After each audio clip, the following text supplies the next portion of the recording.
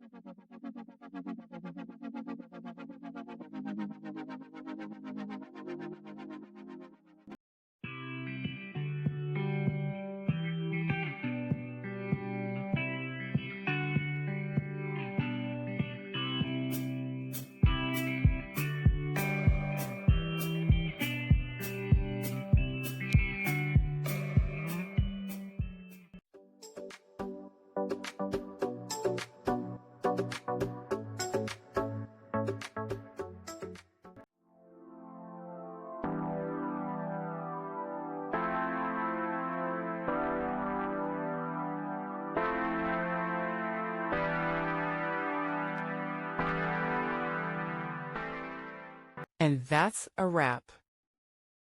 I hope you found the answer you were looking for. If you did, take a second to hit that subscribe button. It really helps out. And let me know in the comments which solution worked best for you. See you next time in the debug zone.